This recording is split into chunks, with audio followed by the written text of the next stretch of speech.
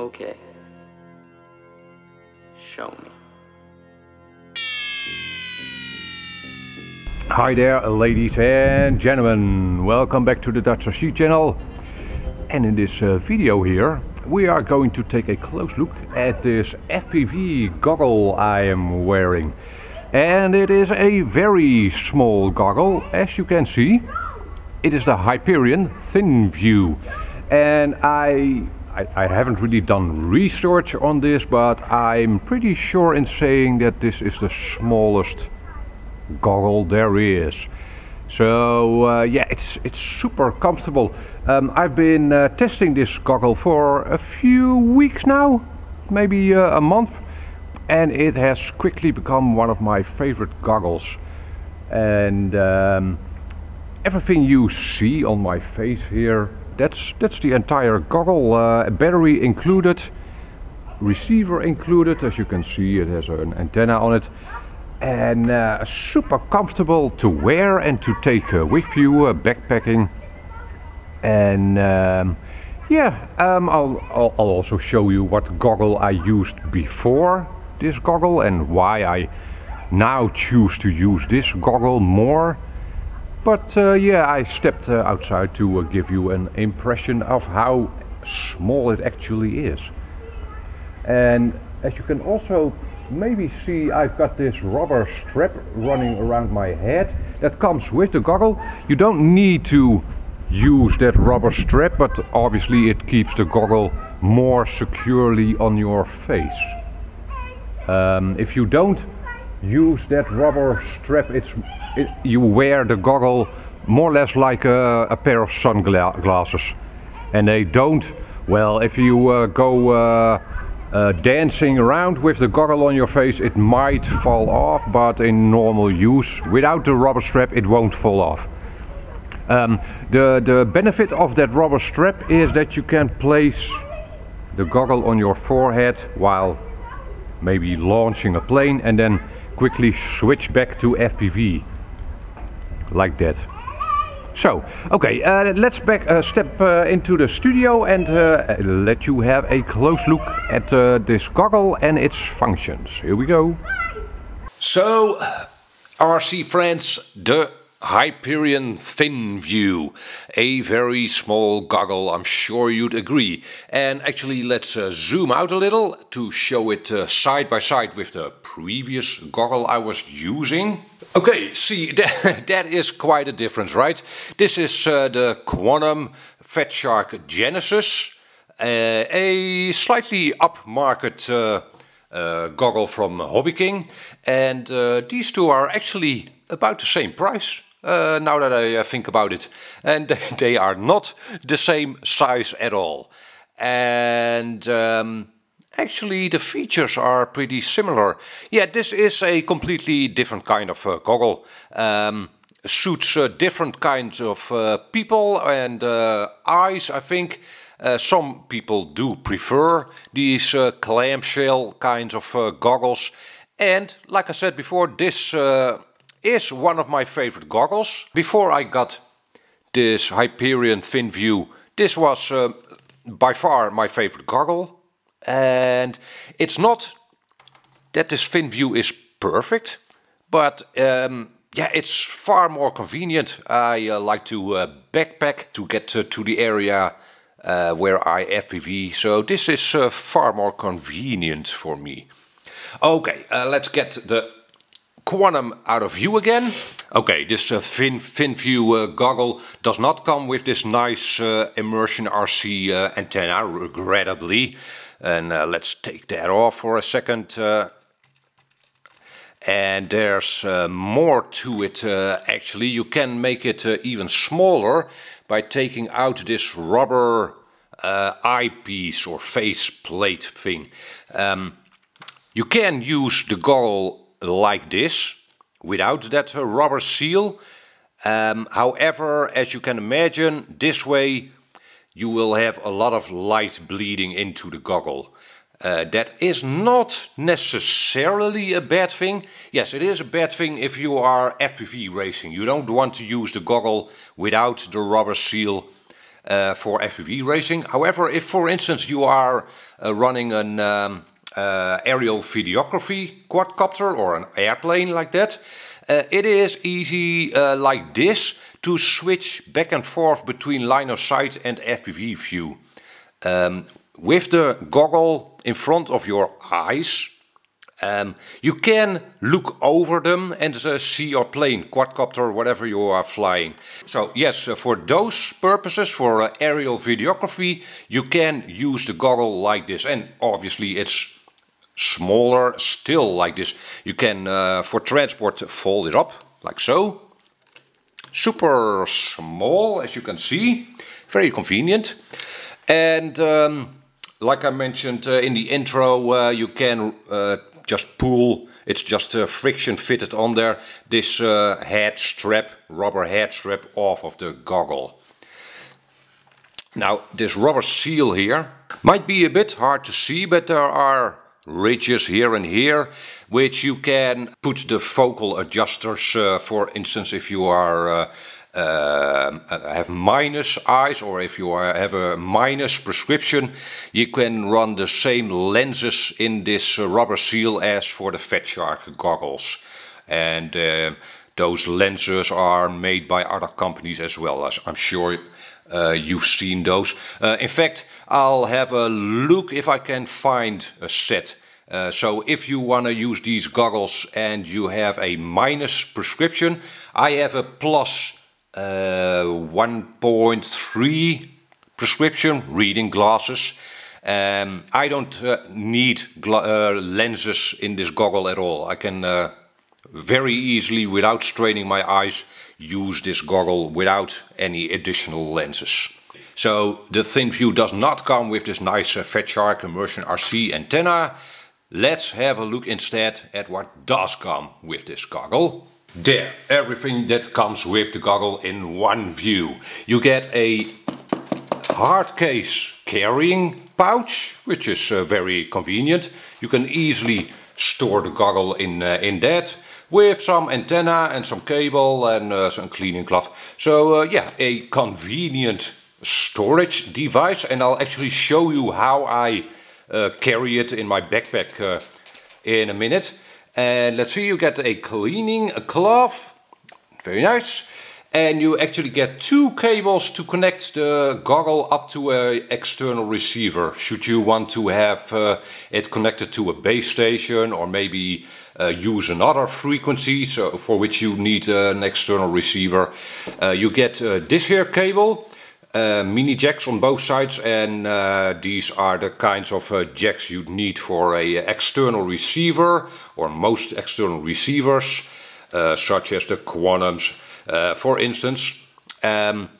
However, if you need a composite video in, you are provided with this here cable to run it to, for instance, a base station or a monitor.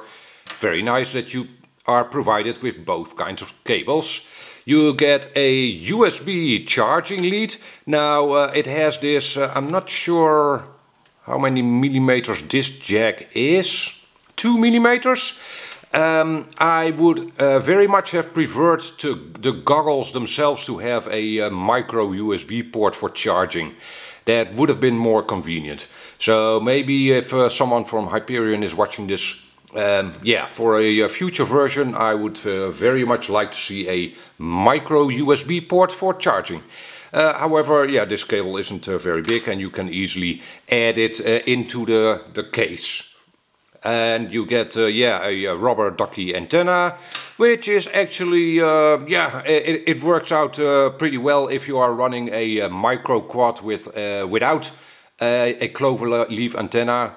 As you know, some of those micro quadcopters have a simple dipole antenna, and in those cases this antenna will actually work better than a cloverleaf antenna. And you get this USB charging brick. Yeah, it does have a US plug, so it's no use to me, but well, if you have a converter, most people do, you can then use it. And here is that rubber eye seal thing. Now I have to say that even with the rubber eye seal thing installed in the goggle, you do get a little light bleeding into your view. Not to the point though that it is distracting, at least not to me. You are focused on the FPV feed, right? At least I am.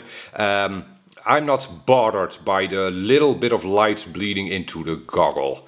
But do be aware that there is some light bleeding into the goggle. So if you are the kind of person that can't handle that or doesn't want that, this might not be the goggle for you. And you get an instructions manual, and in a minute I'll show you how to operate the goggle. As you will see, there's not much to it. It's not a complicated goggle to operate, so the manual, yeah, there's not a lot in the manual, but there shouldn't be. So that's just fine. Back to the goggle itself. Now, one antenna, so yes, you have already concluded from that it is not a diversity receiver in this goggle.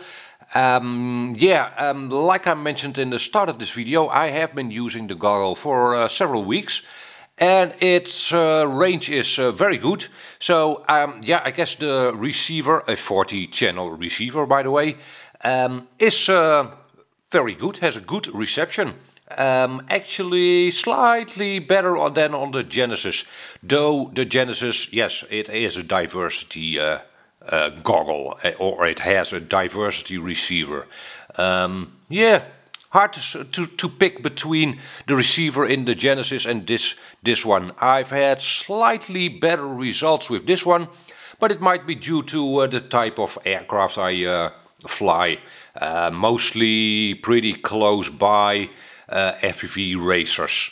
If you'd be running longer distance, yeah, you might be better off with a diversity receiver. Okay, and from the look at the inside of the goggle, yes, it is kind of like a Fat Shark goggle. Two little screens in this front section of the goggle, two magnifying lenses in here. So completely different from the box style of goggles. And obviously this is the only way to have a goggle be this small. Now let's flip it over and have a look at the controls of this goggle. Okay, on one side you have a button that is the on-off switch. And if you press that, you will see two blue LEDs over here. I'm not sure if it's visible in the video, but now the goggle is switched on. And a long press, a pretty long press, switches it off again. Approximately 5 seconds or so, switches it off again. There, it's now off. And these two switches over here are actually volume rockers, plus and minus for the volume. Now the goggle obviously doesn't have a speaker or speakers in it. However, these rubber cones over here, you can pull those out, and from what I've seen, you can attach air plugs to them. Yeah, those aren't supplied with the goggle, and I haven't seen them being available from Hyperion yet either. I'll ask Hyperion about that, and if I have an update on that, I'll put that in the description of this video. And on the there's a charging port over here as well for the supplied charging cable. On the other side we have 3 buttons again. Now the first one is to change the bands. The second one is to change channel. You just cycle through them. And the last one is to display your current channel and band. The goggle has an on-screen display showing you the channel and band and frequency and its battery status. Speaking of, as mentioned, this goggle has a built-in battery. I'm actually not completely sure how big it is, well, or how small it is, but I get at least an hour of FPV time with it. So a good amount of runs. So now, if that's not enough for you, you could opt to run a power bank, with USB outputs. maybe in your inside pocket of your coat. That way you can basically run the goggle all day long. So that's pretty nice. Again, with the built-in battery, I was expecting pretty short run times because it's a small battery, but at least an hour. So that's pretty good. And over here, hard to see maybe, but there's an other port, and that's actually for the video in. So if you want to run an external receiver, you run it to this port. The goggle does not have a video out. That's important to note as well. So you can't run a DVR from the built-in receiver. As you can probably imagine, it is close to impossible to give you any kind of impression of what the video quality is like. But from me saying that this is now really my primary goggle, I hope you can conclude that the picture quality is quite good. The picture quality in the Quantum / Fatshark Genesis is very good. And there is not much between them. Probably mainly because this is far closer to your eyes. But yeah, I think I would sway towards the Genesis goggle in terms of picture quality. I'm not sure if the resolution is really higher, but it's a little crisper. Again, this goggle provides you with a very good FPV experience, in my opinion. Subject to personal taste, and yeah, goggles, quite a personal thing. As you, if you are into FPV already and have been for a while, I'm sure you'd agree, goggles are quite a personal thing. Okay, so that was my my initial review of these Hyperion ThinView goggles. I really like them, partly because of how small they are. Oh, and I forgot to show you how I carry them around. Let's zoom out a little. This here is the transmitter bag I just throw into my backpack with my Futaba radio. And there's ample room for this pouch with the goggle in them, and I just throw them in there. I even have room in the lid for an FPV monitor, and hartstikke idee. So very small package for my radio and goggle. Super convenient, really. That's about it. That's all I have to tell you about this here goggle. Now, if you have any questions, don't hesitate to hit me up a comment down below, and I'll be happy to answer your questions. For now, thank you very much for watching, and hope to see you on the next video. Bye bye.